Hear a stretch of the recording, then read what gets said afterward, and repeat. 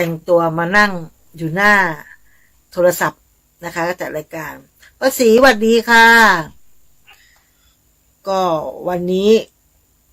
อาร์เจนตินาฝรั่งเศส18แล้วแต่คนจะเชียร์นะคะวันนี้พี่ละอองก็ไม่รู้จะคุยเรื่องอะไรนะคะเพราะว่าข่าวสารบ้านเมืองอะไรเนี่ยพี่ละอองก็ไม่สามารถที่จะดูได้เราก็มาดูตรงนี้ดีกว่าคุยกันเป็นเพื่อนกันยามดึกเนาะถ้าคนไหนยังไม่ได้หลับนะคะก็มาอยู่เป็นเพื่อนพี่ละอองนะส่งข้อความมาได้นะคะมาพูดมาคุยกันได้นะคะพี่ละอองจะได้มีเพื่อนแล้วก็จะได้มีเรื่องที่จะพูดคุยกันนะคะข้อมูลคุณใช้ไปนะคะมาพูดมาคุยกันได้ตอนดึกๆอย่างนี้นะบางทีมีข่าวมีสาระทั้งวันเชียงใหม่ตอนนี้เขาก็มีงานอะไรของโครงการหลวงอะแถวสารกลางนะคะก็เขาออกข่าวนะคะก็ดอกไม้สวยมากแล้วพี่รอว่าจะไปเที่ยวอยู่นะเดี๋ยวถ้าเกิดไปเที่ยวแล้วมันมีความคืบหน้ายังไงหรือสวยขนาดไหนจะมาเล่าให้ฟังกันนะคะเพราะว่าก็อยากไปนะคะ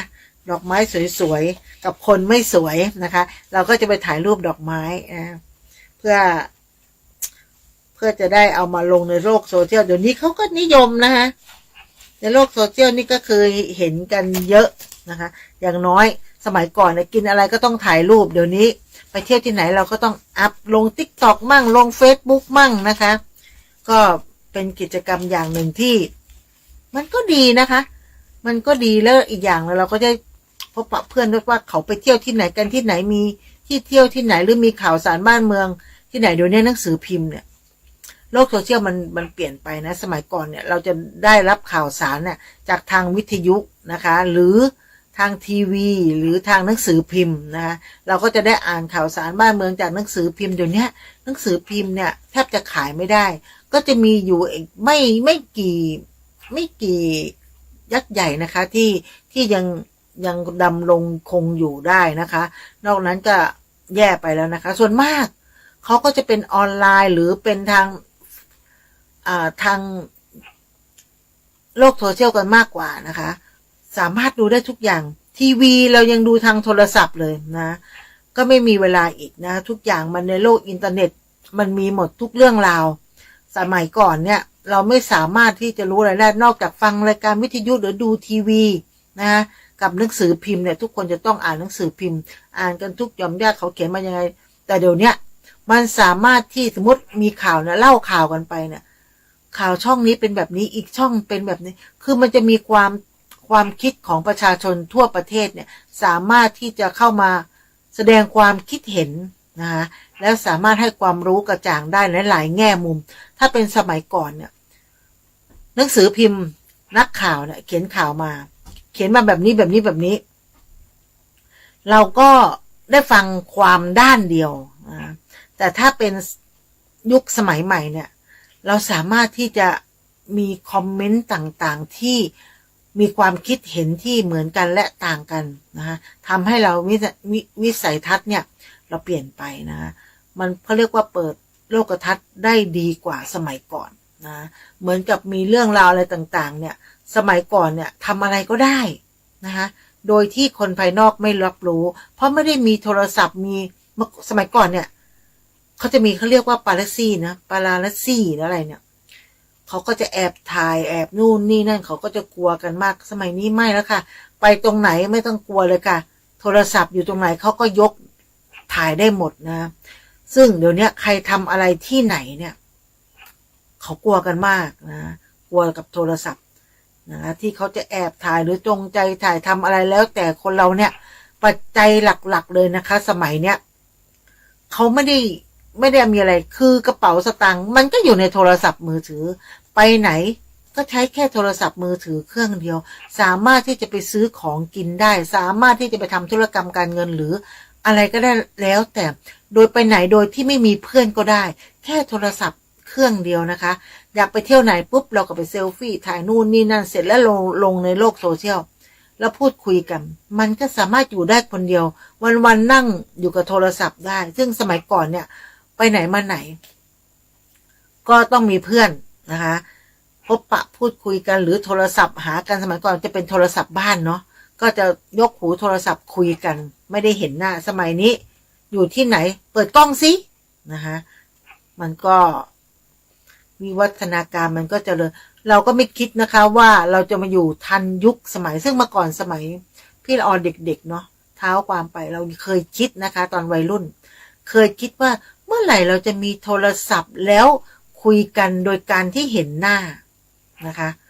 มันจะมีจริงเหรอตอนนั้นเราก็คิดเนาะมันจะมีจริงเหรอที่สามารถที่จะเขาอยู่อีกมุมหนึ่งของประเทศหรือจังหวัดนั้นจังหวัดนี้หรืออยู่เมืองนอกเราสามารถที่จะมองเห็นกันโดยการพูดคุยสื่อสารกันได้นะคะไม่เคยคิดว่าจะมีวันนี้นะคะเดี๋ยวนี้ก็เลยเป็นอะไรที่โลกมันล้ำยุคล้ำสมัยไปมากย้อนกลับไปสมัยก่อนซึ่งแบบโอ้จะคุยหากันจะเขียนจดหมายสักทีนี่นะคะถ้าอยากจะรวบลับตัดความเนี่ยเขียนจดหมายถึงกันก็คือใช้โทรเลขนะโทรเลขสมัยก่อนเนี่ยใครทันโทรเลขมั่งถ้าพูดถึงว่าบอกว่าทันโทรเลขเนี่ยแสดงว่าอายุก็เยอะแล้วนะสมัยก่อนเนี่ยถ้าเราอยากจะเขียนจดหมายไปถึงใครสักคนนัดหมายกับใครสักคนเนี่ยถ้าเขียนจดหมายเนี่ยมันต้อง3 วัน 4 วัน 5 วันกว่าจะไปถึงหรือถ้าเกิดเราจะส่งด่วนเนี่ยมันก็จะประมาณสัก2 วัน EMS ก็วันนึงหรืออะไรอย่างเงี้ยพี่ละออมาอย่างนั้นส่งโทรเลขเลยค่ะเขาก็จะมีให้7 คำ7 คำเขาจะนับตัวอักษรเลยแล้วสมมติเราจะนัดเจอใครสักคนนัดเจอเพื่อนฝูงที่เก่าเวลาเดิมจบเป็นอันรู้กันแล้วก็นัดเจอกันนะคะระบุวันแล้วก็ที่เก่าเวลาเดิมแล้วโทรเลขภายในวันนั้นมันเร็วมากนะคะก็คือสื่อสารเขาไปเจอปุ๊บพวกนี้เจอกันได้แล้วไวยิ่งกว่าละภายในวันเนี้ยเมื่อก่อนนี้คือสมมุติเราจะมีเหตุด่วนกระชั้นชิดเนี่ยญาติพี่น้องเราอยู่ต่างจังหวัดเราแล้วก็โทรเลขไปก็เหมือนกับโทรศัพท์ภายใน1 ชั่วโมงโทรเลขถึงบ้านก็รับรู้ก็เป็นอันรู้กันนะคะก็เหมือนกับสมัยเนี้ยแค่ยกหูโทรศัพท์มาพูดคุยกันก็รู้นะคะสมัยนี้เขาพอมีโทรศัพท์มาโทรเลขก็หายไปนะคะจากวงจรชีวิตของประชาชนหรือของพวกเรานั่นแหละเมื่อก่อนก็จะเสียเงินกับการโทรเลขมันง่ายแล้วมันสะดวกแล้วก็เร็วมากนะคะพบปะเพื่อนฝูงอะไรนี่ง่ายมากเลยนะถ้าเราไม่มีโทรศัพท์บ้านสมัยก่อนเนี่ยถ้าใครมีโทรศัพท์บ้านถือว่าอุ้ยบ้านนั้นเท่บ้านนั้นรวยนะหลังๆมาก็จะเป็นโทรศัพท์ที่แบบโอ้คิ้วอ่ะมีเพื่อนคนหนึ่งเขาก็มีสตางค์หน่อยก็มีโทรศัพท์แบบถ้าเป็นสมัยนี้ก็เหมือนกับโน้ตบุ๊กเครื่องหนึ่งที่ต้องยกไปอ่ะเครื่องใหญ่แล้วหนักมากยกขึ้นมานี่ไปไหนก็ยกโทรศัพท์เคลื่อนที่สมัยก่อนมันก็ค่อยๆวิวัฒนาการพี่ละออนี่มีโทรศัพท์ตั้งแต่รุ่นแรกๆเนี่ยที่เรียงอยู่ตรงหน้าเนี่ยก็คือ1 2 3 4 5 6 7รุ่น8 เครื่อง 9 เครื่องเกือบ10 เครื่องนะคะที่ตั้งแต่ยุคแรกๆเลยนะเมื่อก่อนเนี่ยเขานิยมนะใครทันมั่งที่เขาจะมานั่งตั้งโต๊ะนะคะแล้วก็โทรกันนาทีละกี่บาทก็ว่ากันไปนะคะโมโตโรล่าเนาะเมื่อก่อนพี่ละออก็ไปนั่งโต๊ะเหมือนกันคิดเป็นเงินเขาจะบอกว่าเราโทรไปเท่าไหร่กี่นาทีเท่านั้นเท่านี้เนาะเดี๋ยวนี้ยุคสมัยมันเปลี่ยนไปเดี๋ยวเขาจะว้าวนะคะเล่าความเก่าบ่งบอกถึงอายุเดี๋ยวนี้เขาต้องพูดพัฒนาไปข้างหน้าถ้าพูดย้อนกลับไปถอยหลังลงคลองไปเนี่ยเขาบอกว่าคนเขาเรียกว่าคนแก่ไม่พูดไปข้างหน้านะพูดความหลังนะเดี๋ยวเราเปลี่ยนเรื่องพูดดีกว่าเราก็ไม่อยากแก่อายุเป็นเพียงตัวเลขนะคะไม่ต้องไปสนใจนะคะใครจะว่าเราแก่นะคะเราไม่สนใจคือเราก็ท่องเที่ยวของเราไปทำกิจกรรมทำอะไรร่วมกับเด็กวัยรุ่นสมัยใหม่ได้นะคะเราเป็นคนรุ่นเก่าก็จริงแต่เราอยู่ในยุคสมัยใหม่มันสามารถที่จะเปลี่ยนทัศนคติได้นะคะบางคนก็ถามว่าพี่ละออทำไมยังฟังเพลงวัยรุ่นร้องเพลงวัยรุ่นอยู่เลยอ้าวทำไมล่ะเราอายุเยอะเราต้องฟังเพลงแบบเคยพี่เร เราต้องฟังเพลงแบบยุคเราด้วยเหรอยุค90เนี่ยเราก็ฟังได้แต่ยุคสมัยมันเปลี่ยนไปนะเราก็ต้องฟังแบบในยุคสมัยนี้นะไม่ใช่ว่าอยู่สมัยเรายุคสมัยก่อนแล้วสมองเราหรือเราไม่ยอมพัฒนาในการรับฟังของเด็กรุ่นใหม่ๆมันก็ไม่ใช่นะคะสำหรับพี่เนี่ยคือเพลงอะไรที่ใหม่ออกมาฟังได้หมดร้องได้นะคะเราต้องทันเราก็เรียกว่าต้องทันยุคสมัยนะคะมันต้องอินเทรนนิดนึงนะคะไม่งั้นเราไปคุยกับเขาไม่รู้เรื่องนะคะเราก็ไม่ทันกับเด็กๆนะบางทีเราคุยกับน้องๆหรืออะไรพวกนี้อ้าวคุณพี่เต่าล้านปีเปิดเพลงมาผ่านมาก็ต้องฟังแต่ของเก่าๆไม่พัฒนาเลยมันไม่ใช่นะคะยุคสมัยมันเปลี่ยนเราก็ต้องทันสมัยแต่เราทันสมัยก็จริงอยู่หรือว่าเราอยู่ในยุคปัจจุบันก็จริงอยู่แต่เราก็อย่าลืมเขาเรียกว่าอย่าลืมรากเหง้าอย่าลืมของเก่าๆอย่าลืมวัฒนธรรมเก่าๆที่สืบเนื่องต่อกันมานะคะวัฒนธรรมเก่าๆเนี่ยสามารถที่จะบ่งบอกสามารถที่จะทำให้ชีวิตของเรามันมีหลายอย่างดีนะคะที่เราสมควรที่จะสืบทอดนะคะเจตนารมณ์ของคนแต่ก่อนนี้นะคะเพราะว่าเขาปูทางมาให้เราดีไม่ใช่ว่ายุคสมัยมันเปลี่ยนไปวัฒนาการเราจะไม่ยอมมองคนเก่านะคะหรือความคิดเก่าๆบางอย่างเนี่ยความคิดของคนเก่าผู้หลักผู้ใหญ่คนเฒ่าคนแก่เพิ่นสอนมาเพิ่นอาบน้ำร้อนมาก่อนเนี่ยความคิดของเขาเนี่ยนะคะสามารถที่จะเอามาใช้ชีวิตประจำวันของเราได้เขาสามารถที่จะอ่านเกมได้ง่ายกว่าเด็กสมัยใหม่นะเพราะเขาว่าเด็กสมัยใหม่เพิ่งเขาเรียกว่าผ่านร้อนผ่านหนาวมาไม่เท่าไหร่นะก็บางทีคนสมัยเก่ากับคนสมัยใหม่ถ้าเรามาเดินเรามาคนละครึ่งทางเราจะอยู่ร่วมกันอย่างมีความสุขแล้วเราจะไม่เถียงผู้ใหญ่หรือผู้ใหญ่ก็ไม่ต้องไปตั้งแง่กับเด็กนะเด็กบางทีความคิดเขาล้ำเรานะคะเด็กเขามีความคิดที่ฉลาดหลักแหลมกว่าเราเยอะเขาทันสมัยกว่าเราเยอะเหมือนกับการบ้านการเมืองอะไรทำนองเนี้ยนะคะทำไมไม่มีเด็กรุ่นใหม่เข้าไปเล่นการเมืองนะคะเอาคนเก่าๆเป็นแค่ที่ปรึกษาก็พอนะคะในฐานะที่มีประสบการณ์แต่เราต้องให้เด็กรุ่นใหม่คนรุ่นใหม่เนี่ยเข้าไปบริหารบ้านเมืองเข้าไปจัดการบริหารคนเก่าๆบางอย่างนี่ก็เก่าล้าหลังเต่าล้านปีความคิดเก่าๆไม่พัฒนายังดักดานอยู่เหมือนเดิมไม่มีประเทศมันก็ไม่พัฒนาขึ้นแต่ถ้าเราเอาคนรุ่นใหม่เข้าไปเนี่ยความคิดเขาไกลไปแล้วนะเขาไปถึงไหนเหมือนประเทศไทยเนี่ยพอจะมี 4G 5G ได้ประเทศอื่นเขามีไปถึงไหนแล้วเพราะประเทศอื่นเขาสนับสนุนคนรุ่นใหม่สนับสนุนความคิดของคนรุ่นใหม่นะคะคนรุ่นใหม่เนี่ยเขาเกิดมาเพื่อพัฒนาไปเรื่อยๆคนรุ่นเก่าเราก็อยู่ในรุ่นของเราคอยมีหน้าที่ส่งเสริมหรือบางอย่างเราอาจจะแนะนำเขาได้นะในบางกรณีแต่ในบางกรณีเนี่ยเราก็ต้องศึกษาจากเขานะคะศึกษาจากเด็กเพราะเด็กเขาเรียนล้ำเราไปแล้วสมัยก่อนยังกอเอ้ยกอไก่สมัยนี้ไม่มีแล้วค่ะกอเอ้ยกอไก่นะคะเขาก็จะไป A B C เขาก็จะแบบเรียนอินเตอร์เด็กสมัยนี้เก่งกว่าเราเยอะสมัยก่อนเนี่ยเรียนภาษาอังกฤษกว่าจะได้เรียนนะคะป.1 ป.2 อนุบาลไม่มีให้เรียนนะคะมาเรียนเอาตอนเกือบโตเขาก็จะต้อง A B C อยู่อย่างนั้นนะคะสมัยนี้เด็กพ่อแม่ผู้ปกครองเนี่ยส่งลูกเรียนเนี่ยนะให้เรียนหนักตั้งแต่อนุบาลมาภาษาไทยยังไม่ต้องเรียนก็ได้พ่อแม่เรียนอยู่แล้วพ่อแม่พูดอยู่แล้วสอนอยู่แล้วบางครอบครัวเนี่ยเขาจะไม่พูดภาษาไทยเลยพ่อแม่มีความรู้เขาจะไม่พูดภาษาไทยใส่ลูกเขาจะพูดภาษาอังกฤษนะคะภาษากลางๆเพื่ออะไรวันข้างหน้าเขาวางอนาคตลูกเขาไว้เลยภาษาไทยพูดเมื่อไหร่ก็ได้ส่งลูกไปเรียนภาษาอังกฤษภาษาจีนภาษาหลายๆภาษาให้ลูกนี่เก่งด้านภาษาสมัยก่อนเนี่ยผู้ปกครองรุ่นยุค90จะส่งให้ลูกไม่ค่อยไปเรียนภาษาเท่าไหร่นะ จะส่งลูกไปเรียนบัลเล่ต์เรียนดนตรีเรียนเปียโนน้อยคนนักที่จะส่งลูกไปเรียนขิมดนตรีไทยอังกะรุง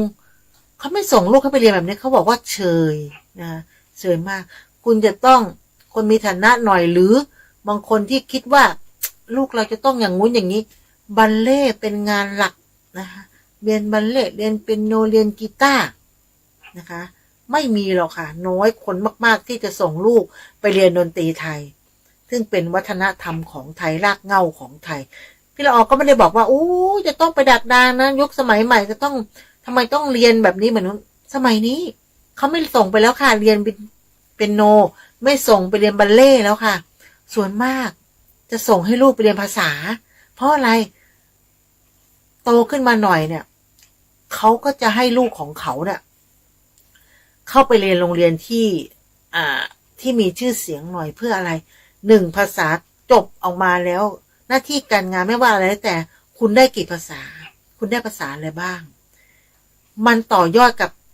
ตัวของเด็กหรือของลูกเราเนี่ยได้ดีมากเลยคุณได้ภาษาเนี่ยคุณมีชัยไปเกินครึ่งแล้วนะคะแต่เด็กบ้านนอกนะคะที่อยู่ตามชนบทไม่สามารถที่จะเรียนได้หลายภาษาไม่สามารถจะเรียนโรงเรียนอินเตอร์ไม่สามารถที่จะไปเรียนโรงเรียนที่เขาของเอกชนเนี่ยนะคะก็มันก็เป็นอย่างไรเป็นจากผู้หลักผู้ใหญ่ไม่พัฒนาการศึกษานะให้มันแบบกระจายไปทั่วประเทศนะไม่ใช่ว่าอยู่ในเมืองเด็กบ้านนอกนะมาเรียนในเมืองไม่ทันกันนะคะไม่ทันเด็กในเมืองพอเข้ามาอยู่ในเมืองเก่งที่บ้านนอกพอเข้าในเมืองปุ๊บจากเป็นที่1นะคะพอมาอยู่ในเมืองอยู่ท้ายๆอยู่กลางๆเด็กบางคนก็รับไม่ได้นะคะเพราะอะไรเพราะการศึกษามันเข้าไม่ถึงนะคะมันเข้าไม่ถึงการเอาแค่ง่ายๆเลยค่ะบ้านนอกใกล้ๆครูที่ไปสอนนักเรียนยังไม่เก่งภาษาเลยนะคะก็สอนกันไปเนี่ยนักเรียนมีกี่ห้อง10 กว่าห้องครูน้อยครูใหญ่ครูอยู่คน2 คนเนี่ยสอนมันทุกวิชานะคะวนเวียนอยู่อย่างเงี้ยแล้วเด็กมันจะมีการพัฒนาได้ยังไงนะคะพอมาอยู่ในเมืองก็แย่ประทำให้ถ้าเด็กมันไม่เก่งถ้าเรียนแล้วไม่เก่งพัฒนาไม่ได้ไกลถ้าเขาไม่มีทุนต่อยอดที่จะมาเรียนในเมืองนะคะซึ่งในเมืองจะมีความคือครูจะเก่งหน่อยภาษาจะได้ดีหน่อยไม่สามารถพัฒนาประเทศไปได้นะคะถ้าเกิดทางรัฐบาลหรือกระทรวงการศึกษาไม่สนับสนุนเรื่องการศึกษาพี่ละออนี้ขอเน้นย้ำเลยนะคะกระทรวงศึกษาเนี่ยสมควรที่จะพัฒนาการศึกษาให้มากๆนะคะพัฒนาไม่ใช่พัฒนาแต่ในเมืองแข่งขันกันแต่ในเมืองนะคะบางคนเนี่ยเอามาเรียนในเมืองก็ไม่สามารถตาสีตาสาไม่สามารถที่จะส่งลูกส่งหลานมาเรียนในเมืองได้เพราะอะไรค่าเทอมแพงมากๆค่าแปะเจี๊ยค่านู่นค่านี่ค่าเทอมถูกค่ะแต่ค่าแปะเจี๊ยค่าบำรุงค่ามันเยอะมากนะคะเหมือนส่งลูกมาสนามรบเลยนะพ่อแม่ก็ลบกันลบอะไรลบต้องทำงานทำไร่ทำนาหาเงินส่งลูกเรียนเพื่อให้ทัดเทียมกับลูกคนอื่นเพื่ออะไรเพื่ออนาคตวันข้างหน้านะคะเด็กๆสมัยนี้ฟังพี่ละออไว้ก็ขอให้ตั้งใจเรียนหนังสือนะคะเพราะอะไรมันเป็นอนาคตของเราเองนะคะซึ่งสามารถที่จะเลี้ยงดูตัวเองพัฒนามีเรียนเก่งๆจะได้ไปพัฒนาประเทศนะจะได้ไม่ต้องมานั่งดูนะคะนั่งดูทุกวันเนี่ยมานั่งมองผู้หลักผู้ใหญ่ทะเลาะกันเองผู้หลักผู้ใหญ่ไม่ยอมพัฒนาประเทศผู้หลักผู้ใหญ่คิดแค่ว่าทำยังไงกูจะได้เงินเข้ากระเป๋าเยอะๆงงไหมแต่ประเทศอื่นเขาพัฒนากันว่าทำยังไงให้ประเทศของเขาเจริญทำยังไงให้การศึกษาล้ำหน้าทำยังไงให้ประชาชนมีรายได้ประเทศไทยทำยังไงก็ได้ให้เงินเข้ากระเป๋านะคะยิ่งยุคสมัยนี้มันเปลี่ยนไปนะคะมันจะเหมือนประเทศอินเดียและประเทศไทยเพราะอะไรคนรวยก็รวยคนจนก็จนอยู่อย่างนั้นแหละค่ะนะคะแล้วบางคนก็คิดแค่ว่า คิดแค่ว่าเอาต่างชาติเข้ามานะคะคนไทยจะได้มีงานทำไงจะได้ไปเป็นแม่บ้านไงจะได้ไปเป็นยามไงนะคะเพราะว่าต่างชาติเข้ามาสร้างโรงงานมาสร้างรายได้ให้กับประเทศไทยนะคะคนไทยจะได้มีงานทำคิดได้แค่นี้นะคะคนรวยเขาคิดได้แค่นี้คนไทยจะได้แค่ไปเป็นยามไปเป็นแม่บ้านไปเป็นทำงานอยู่อย่างนั้นแต่เขาไม่คิดที่ว่าประเทศไทยช่วยเหลือคนไทยให้คนไทยเป็นเจ้าของกิจการให้คนไทยเป็นเจ้าของบริษัทให้คนไทยมีเงินเยอะๆไม่ต้องให้คนไทยมาเป็นแค่ยามเราไม่ได้ดูถูกนะคะไม่ได้ดูถูกยามนะคะแต่เราต้องการให้ชีวิตของคนเราหรือพัฒนาทำให้แบบพัฒนาไปเรื่อยๆก็คือให้คนที่มีการศึกษาฐานะเท่าเทียมกันไม่ต้องมานั่งเป็นยามหรือเป็นแม่บ้านนะคะก็ให้ประชาชนเนี่ยมีหน้าที่การงานที่ดีไม่ต้องมาทำงานแบบนี้นะคะหรือชาวไร่ชาวนาทำนาแล้วได้เงินเยอะๆนะคะหรือว่าเกษตรกรน้ำมันอีกในประเทศไทยก็ไม่เข้าใจเหมือนกันประเทศนอกนี่น้ำมันถูกประเทศไทยน้ำมันแพงขึ้นทุกวันขึ้นแล้วไม่มีคำลดแล้วแปลกอีกอย่างหนึ่งเทศกาลต่างๆเวลามีเทศกาลหรือใกล้ปีใหม่ของชอบขึ้นตอนนี้นะคะหมู3 ชั้นเนี่ยเมื่อก่อนโลละ150 170 80พอทนได้นะคะ120 200ก็ยังพอทนไหวตอนนี้เป็นไงคะจะ240แล้วนะคะกรุงเทพอาจจะไม่ถึงแต่เชียงใหม่ประเทศไทย3 ชั้นสไลด์ตอนนี้239 บาทยังไม่ปีใหม่นะคะถ้าปีใหม่นะคะของจะขึ้นแล้วถามว่าลงไหมขึ้นทีละ10 บาท5 บาทแต่เวลาลงทีละบาทนะคือไม่มาเขาเรียกว่าดูแลประชาชนนะคะไม่มาควบคุมสินค้าอันนี้ที่พี่ละออบ่นเพราะเราเป็นแม่ค้านะคะจริงไหมคะพ่ออุ้ยแม่อุ้ยลองไปตลาดถือสตังค์100 บาทไปจ่ายกับข้าวได้อะไรมาบ้างไม่ได้นะบางทีเผลอได้แค่ผักมานะคะได้หมูมาทำกับข้าวแล้วได้มื้อเดียวเดี๋ยวนี้เขาเลยนิยมไปซื้อแกงถุงดีกว่า100 บาท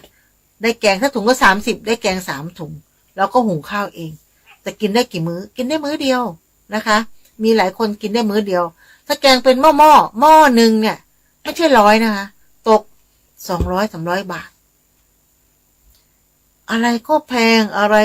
งนะคะเหมือนพี่ละออมานั่งบ่นอะไรก็ไม่รู้เนาะก็แต่เศรษฐกิจเดี๋ยวนี้มันย่ำแย่นะคะแย่มากๆพี่ละออก็อยากจะฝากนะคะผู้หลักผู้ใหญ่นะคะใกล้ปีใหม่แล้วนะคะก็ขอให้มีอะไรมันมีแต่สิ่งดีๆเข้ามานะคะเข้าของที่ได้ข่าวนะคะปีหน้าแก๊สถุงต้มก็จะขึ้นราคาอีกแล้วทุกวันเนี้ยประชาชนค่าครองชีพค่าแรงงานขั้นต่ำเนี่ย500 บาทนี่ถ้าคุณเข้าทำงานใหม่ๆคุณไม่ใช่ได้เลยนะคะ500 บาทฝากคุณจะได้500 บาทคุณต้องบรรจุคุณต้องทำงานอย่างน้อย6 เดือนเข้าไปถึงได้เงินเดือนแค่ 6,000 7,000 8,000 9,000 ประมาณนี้หรือ10,000 12,000นะ500นี่คือตายตัวยันได้500 บาทเดือน15,000ยันแก่ตายสังเกตดูไหมคะทำงาน15,000เป็นพนักงานก็15,000นอกจากคุณจะอัปเดตตัวเก่าเนี่ยให้ทำงานแล้วไปแข่งขันกันเพื่อให้หน้าที่การงานคุณก้าวขึ้นคุณถึงจะได้เงินเดือนที่สูงขึ้นนะคะแต่ถ้าเราวุฒิน้อยเรียนน้อยเราได้แค่นั้นเองตึกแค่15,000แต่คนที่รวยเป็นเศรษฐีเนี่ย15,000เขาไปเดินช็อปแป๊บเดียวหมดแล้วทำไมมันค่าเงินของแต่ละคนมันถึงแตกต่างกันเหลือเกินนะคะเดี๋ยวเนี้ยคนมาเที่ยวนะคะเศรษฐกิจดีไม่ดีไม่รู้หรอกคนมาเที่ยวเยอะแยะมากมายเลยเชียงใหม่แปลกหน้าหลายตานะคะสมัยก่อนเนี่ยคนมาเที่ยวเชียงใหม่ก่อนโควิดเนี่ยโอ้แต่ละคนที่มาในต่างจังหวัดล้ำไหลมาเชียงใหม่กำลังซื้อเขาเยอะกำลังใช้เงินเขาเยอะคนหนึ่งซื้อของเนี่ยโอ้ยซื้อของกินเนี่ยซื้อกันหิ้วกันไม่หวัดไม่ไหวจากซื้อ100สมัยนี้จากเขาก็ซื้ออยู่นะคะ จาก100เหลือ50ลดไปครึ่งหนึ่งเลยนะเขาจะซื้ออะไรจะกินอะไรเดี๋ยวนี้ต้องใช้กันอย่างประหยัดเพราะเขาไม่รู้เลยว่าอนาคตข้างหน้าจะเป็นแบบไหนถ้าผู้หลักผู้ใหญ่ยังเป็นแบบนี้นะคะกูไม่สนใครจะทำยังไงกูไม่สนใครจะว่าอะไรกูก็ไม่สนนะก็มานั่งบ่นเนี่ยมันเป็นอะไรที่เรื่องจริงนะคะเป็นอะไรที่เรื่องจริงแล้วก็เป็นอะไรที่แบบพูดเรื่องเศรษฐกิจแล้วหดหู่หัวใจนะเหนื่อยเหมือนสมัยก่อนคนทำบุญ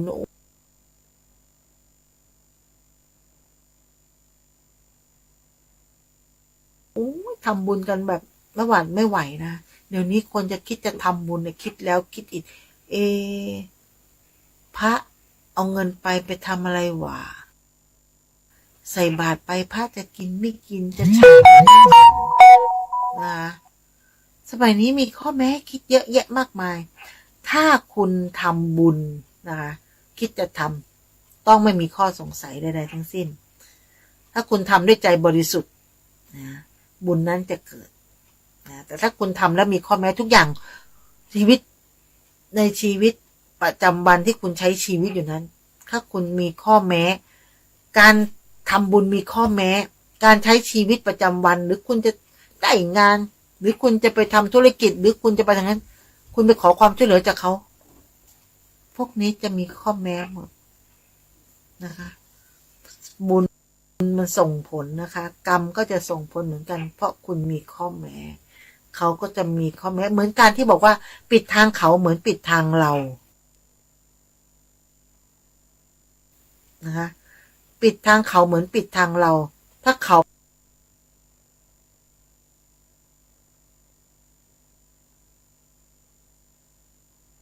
ไปไหนไม่ได้เราก็ไปไม่ได้นะคะเหมือนกับการที่ว่าเขาแต่ไม่ได้ดูตัวเรามันก็เหมือนกันหมดนะคะเดี๋ยวนี้มันเป็นอะไรที่แบบ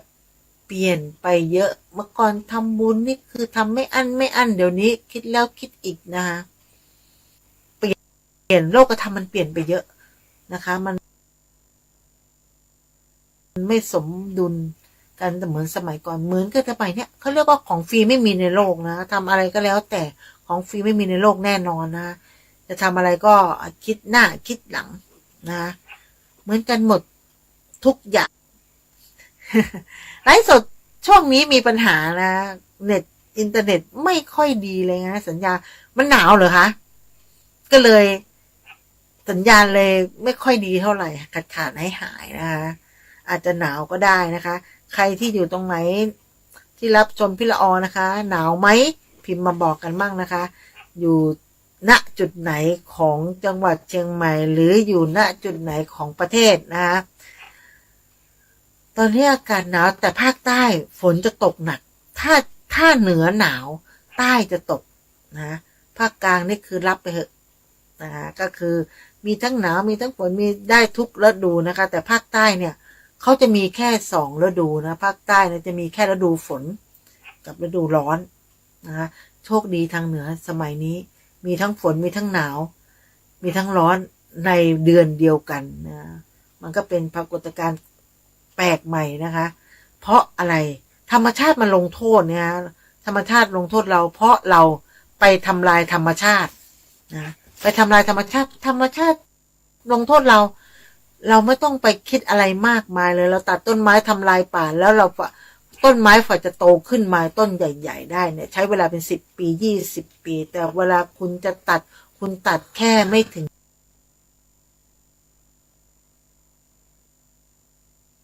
1 ชั่วโมง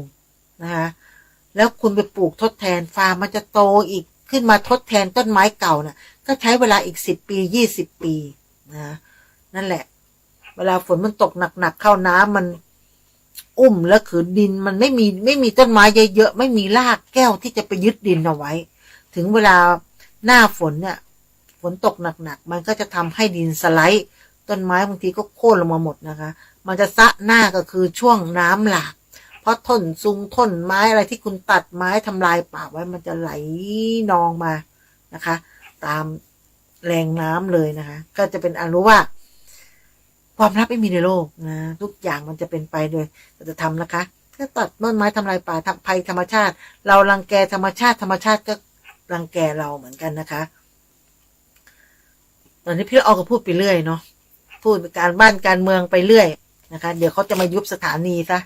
นะเราก็ไม่ได้อะไรมากมายเราไม่ได้ติได้ติงแต่ว่าประชาธิปไตยเราสามารถที่จะพูดได้นะคะประชาธิปไตยไม่สามารถที่จะมาปิดปากเราได้นะเราพูดเราไม่ได้ใส่ร้ายเราพูดในสิ่งที่ถูกต้องเราพูดในสิ่งที่สมควรที่จะพูดนะคะในประชาชนคนหนึ่งนะคะสามารถที่จะออกความคิดเห็นแสดงความคิดเห็นได้แต่ถ้าผู้หลักผู้ใหญ่ไม่ให้แสดงออกนะคะหรือไม่ให้พูดอะไรเลยไม่ให้แสดงออกในเชิงอะไรแล้วแต่นะคะเขาเรียกประเทศนั้นไม่ใช่ประชาธิปไตยเป็นประเทศคอมมิวนิสต์นะคะสมัยฮิตเลอร์เลยนะคอมมิวนิสต์เลยนะคะและแล้วเราสามารถที่จะมีสิทธิ์มีเสียงเหมือนกับตอนที่เราเลือกตั้งเนี่ยทำไมเราถึงมีต้องไปใช้สิทธิ์ใช้เสียง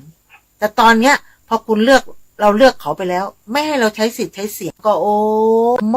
ดแต่พอคุณได้เข้าไปอยู่ในสภาหรือในอยู่ตำแหน่งที่คุณพอใจแล้วไม่รู้จักแล้วค่ะเราต้องไปไหว้เขาแล้วแต่ที่เขาเคยไหว้เราต้องไปไหว้เขาขอความช่วยเหลือจากเขาทั้งที่ก่อนหน้าที่จะมาเป็นอยากจะให้ผมช่วยอะไรบอกแต่พอได้เป็นเราไปบอกเขาต้องเป็นตามขั้นตอนระบบข้าราชการจะต้องผ่านตรงนั้นตรงนี้พอจะมาทำให้ได้นี่นะจากเด็กก็เป็นสาวจากสาวก็แก่พอดีไม่มาทำอะไรง่ายๆมือไม้ไม่อ่อนนะคะก่อนอยากจะได้คะแนนก็มาไหว้เรากอบก้มหลังให้เราแต่พอได้ไปแล้วปุ๊บเดินเชิดหน้านู่นหน้าอยู่บนฟ้านู่นนะคะประชาชนต้องเข้าไปกราบไหว้ช่วยหน่อยนะคะนะคะแล้วเหมือนกันจะเลือกอีกหน่อยเราจะมีการเลือกตั้งนะคะอีกสมัยหน้าก็คงจะไม่นานถ้าไม่ยุบสภานะคะเราก็จะมีการเลือกตั้งก็เลือกตั้ง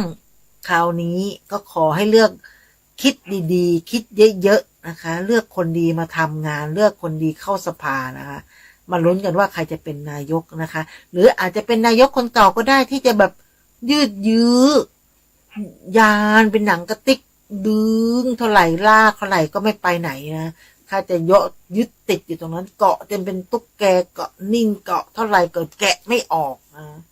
ทำให้เราเหนื่อยละเหี่ยใจเบื่อมากเบื่อการเมืองพูดการเมืองก็เบื่อจริงไหมคะพ่อแม่พ่ออุ้ยแม่อุ้ยนะคะวันหนึ่งดูข่าวแล้วก็ถ้าเกิดเข้าสภาไม่มีเรื่องอะไรเลยค่ะทะเลาะกันนะคะยกมือติ๊กยกมือมันอยู่นั่นน่ะท่านประธานที่เคารพผมขอค้านสิ่งที่คนค้านก็น่าค้านไอ้สิ่งที่ไม่ควรค้านก็อย่าไปค้านและรัฐบาลเวลาเขายกมือค้านปุ๊บก็ไม่อยากจะพูดนะคะเลี่ยงไปก็เลี่ยงมานะคะมันเหมือนเราไปดูจำอวดนะ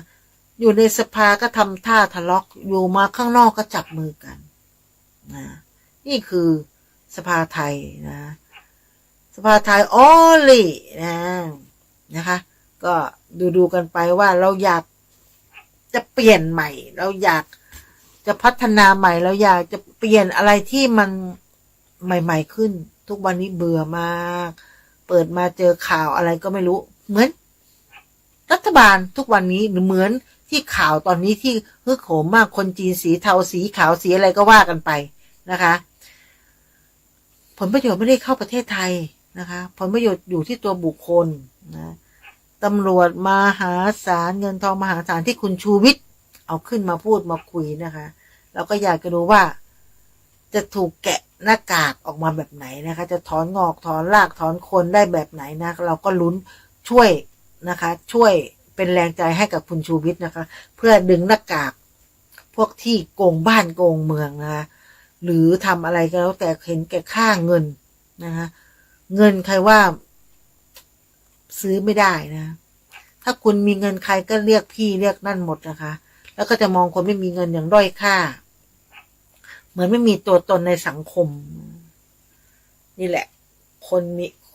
เขาเรียกว่าบูชาเงินตรายุคสมัยนี้มันเปลี่ยนไปบูชาเงินตราคุณทำอะไรก็เรื่องของคุณเถอะแต่ถ้ามีเงินมาให้นี่แบบโอ้ยได้หมดข ขนาดสวมบัตรประชาชนยังได้เลยนะคะได้หมดได้หมดได้หมดสดชื่นเอ้าคนนี้ตายไปแล้วทำไมยังมีชีวิตอยู่นั่นแหละได้หมดได้หมดได้หมดคือสดชื่นนะคะก็คือนั่นแหละการเมืองไทยนะคะหรือที่เรียกว่าทำอะไรก็แล้วแต่เนี่ยก็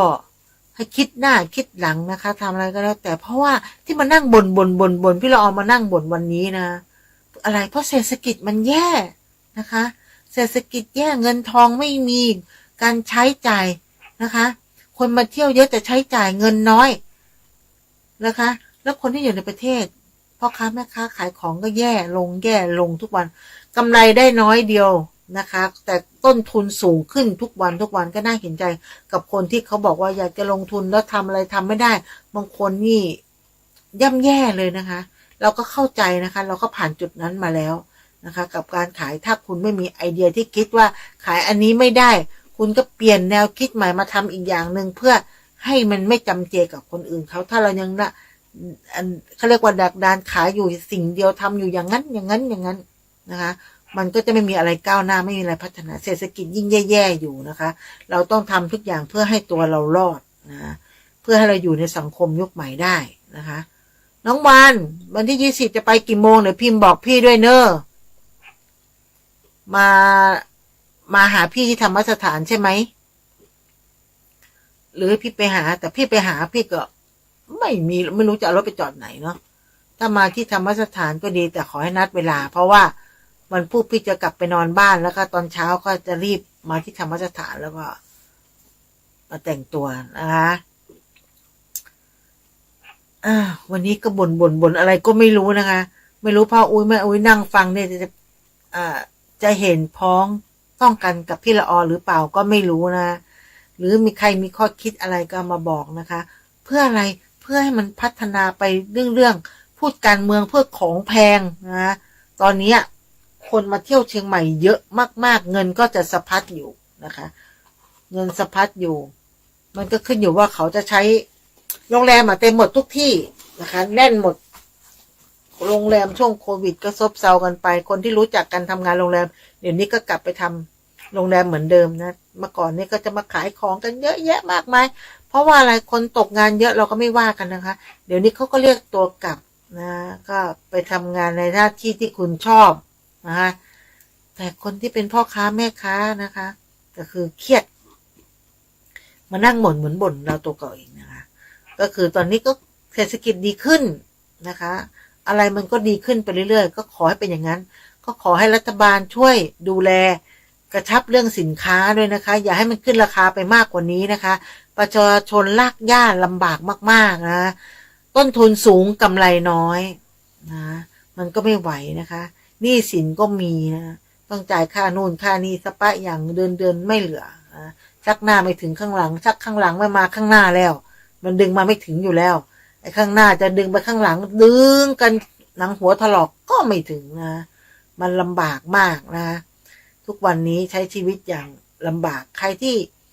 รู้จักเก็บจากออมนะคะณตั้งแต่ตอนนี้มันก็ทำให้บั้นปลายชีวิตมันก็จะได้สบายนะคะไม่ต้องมา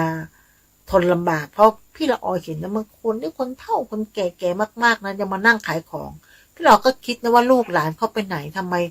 พ่อแม่ปู่ย่าตายายเลี้ยงลูกเลี้ยงหลานมาเป็น10เป็น20คนเนี่ยได้แต่แค่ลูกคนหนึ่งจะเลี้ยงแม่คนเดียวเลี้ยงไม่ได้นะคะก็ไม่เข้าใจเหมือนกันแล้วอีกกี่นาทีอีกตั้ง10 นาทีวันนี้จะมาบ่นเรื่องอะไรอีกนะคะไม่มีข้อเสนอเลยนะคะถ้าย้อนยุคไปตอนนั้นนะคะเคยถ้าภาคกลางนะเขาจะนิยมกินกันไอเนี้ยอะไรนะน้ำอพอลโลอะไรนะพอดีญาติเป็นนั่งขายน้ำที่มีเครื่องบินเนี่ยเขาเรียกอพอลโลป่ะเป็นน้ำอัดแก๊สน้ำอัดลมอัดแก๊สที่เป็นของสมัยโบราณเดี๋ยวนี้นะคนนิยมของเก่ามากอย่างพวกวินเทจเนี่ยวินเทจเสื้อผ้าหรืออะไรแล้วแต่ที่เป็นวินเทจแพงมากๆนะคะไม่ใช่ของถูกเลยนะ เด็กสมัยใหม่อยากจะกลับไปสิ่งของสมัยก่อนพี่ละออก็เสียดายบางอย่างมากๆที่พี่ละออมีไว้พี่ละออมาอยู่เชียงใหม่นะคะของเก่าๆที่อยู่ที่บ้านเนี่ยบางที่บ้านบางคนก็ไม่ได้เห็นคุณค่าอย่างแม่เนี่ยเขาก็ไม่เข้าใจหรอกวินเทจคืออะไรเขาไม่เข้าใจอะไรที่เราเก็บเอาไว้เขาก็ไปทิ้งมั่งไปให้คนนู้นคนนี้มั่งบางทีก็เอาไปขายมั่งเรานี่สะสมนะสะสมผมจริงๆพี่ละออนเป็นคนสะสมของเก่ามากๆของเก่าไม่ใช่ของเก่านะของเก่าที่สมัยยุคเราเป็นเด็กเป็นวัยรุ่นมาเนี่ยซึ่งสมัยนี้เอามาขายสิได้ราคาดีมากๆเลยนะเคยสะ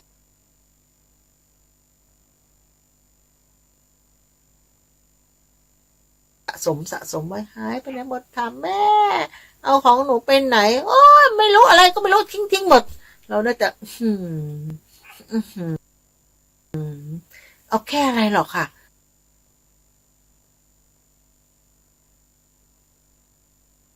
แค่สิ่งบางอย่างที่เป็นขวดโค้กหรือขวดน้ำอัดลมหรืออะไรที่มันเป็นเดี๋ยวนี้ใน Facebook จะมีเยอะมากหลุดอีกขยันหลุดจริงๆเลยนะคะขยันหลุดจริงๆหนาวมานี่เน็ตหนาวมากนะคะสงสัยสัญญาณมันคงแข็งไปแล้วนะมันเลยมาติดขัดนะสัญญาณอินเทอร์เน็ตมันแข็งปวดหัวมากเลยนะก็ในเฟซ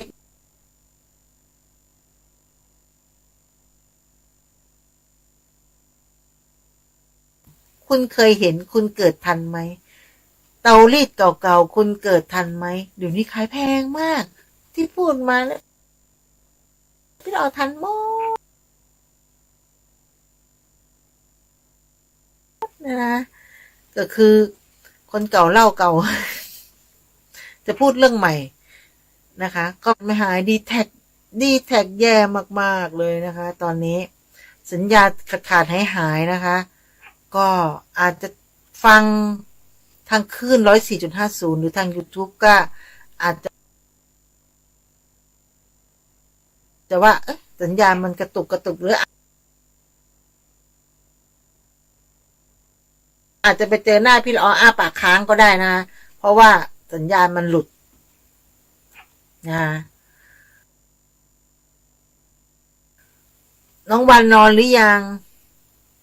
นะคะ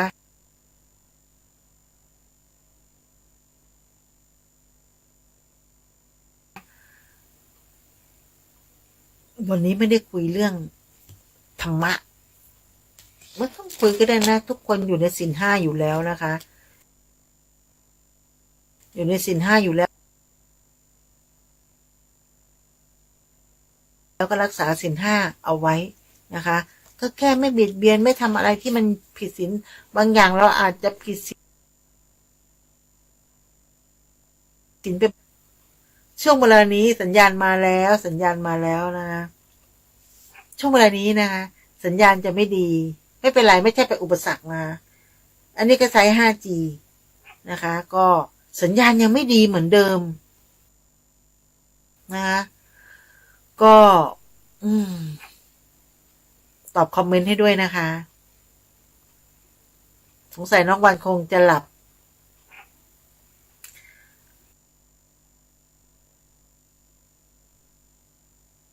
8 ธันวาคมถ้าใครว่างเรียนเชิญนะคะที่ธรรมสถานนะเพราะว่าจะมีพิธีก็คือมาทำบุญนั่นแหละทำบุญให้พระอาจารย์ภัสกรนะคะซึ่งจริงๆวันที่28 ธันวาของทุกๆปีเป็นวันเกิดของท่านสัญญาณ 5G ติ้วเหมือนเดิมเลยนะคะวันที่28นะคะเราก็จะมาทำบุญให้กับพระอาจารย์ภัสกรนะคะทุกๆปีนะคะปกติเนี่ยท่านจะไปที่ไหนก็แล้วแต่ท่านจะต้องกลับมาที่ธรรมสถาน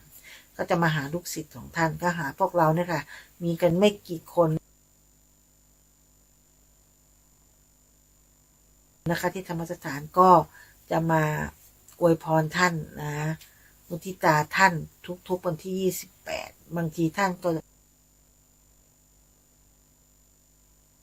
จับฉลากเพราะท่านเป็นคนสนุกนะคะเป็นคนที่แบบคุยสนุกชอบทำอะไรอย่างเงี้ยนะคะก็จะเซอร์ไพรส์มีอะไรเซอร์ไพรส์ทุกวันที่28เอาพระมาแจกเอานู่นนี่นะของอะไรที่ท่านรักท่านก็จะมาแจกให้กับลูกศิษย์ลูกหาก็เชื่อมป่ะมาแล้วสัญญาณมาแล้ว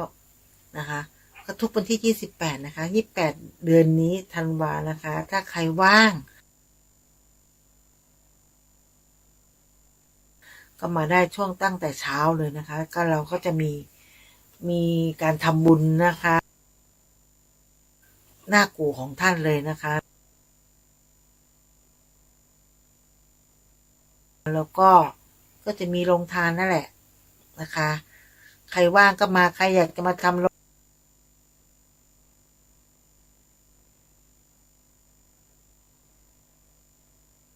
โรงทานก็มาได้นะคะ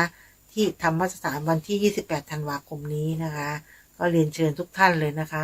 เอาความสะดวกความสบายของแต่ละท่านเลยนะคะหรือว่าช่วงนี้คนใช้เน็ตกันเยอะนะคะคนมาเที่ยวเชียงใหม่เยอะมากสัญญาณอาจจะตกุดกระขัดมีคนใช้แบบอาจจะแบบล่มไปมั่งแล้วคนดูฟุตบอลโลกเลยเนาะคนดูฟุตบอลโดยทุกอย่างมันก็ใช้อินเทอร์เน็ตมันก็เลยทำให้เน็ตมันล่มได้บ่อยๆนะคะถ้าล่มคราวนี้พี่ละออก็จะไม่ไลฟ์ต่อแล้วนะคะเพราะมันเหลือเวลาอีก5 นาทีนะคะมันก็เสียเวลาในการพูดที่แบบพูดแล้วมันไม่ต่อเนื่องนะคะติดขัดเขาอาจจะดูฟุตบอลโลกก็ได้นะคะทุกประเทศไทยทุกทั่วโลก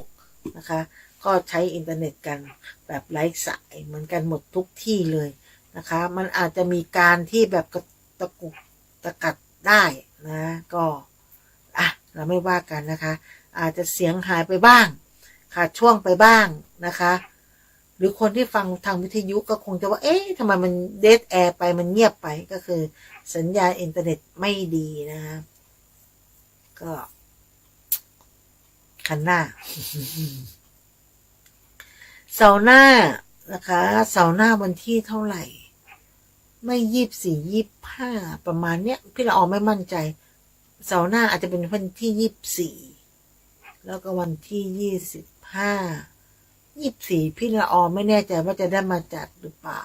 นะคะส่วนวันที่25อาจได้มาจัดแต่ที่24ไม่มั่นใจนะคะเพราะว่า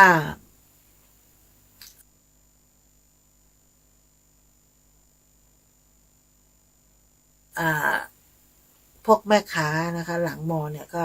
ทุกปีนะก็จะมาเขาเรียกว่าเราอาจจะอยู่ร่วมเขาชั่วแวบชั่ววับนะคะทุกปีก็คืออยู่แค่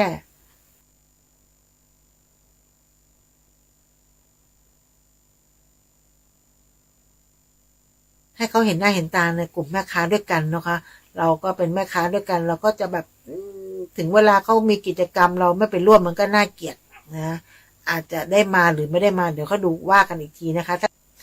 สัญญาณหายไปอีกแล้วเอาอย่างนี้เลิกกันนะคะพี่ละออสำหรับวันนี้แค่นี้ก่อนนะคะ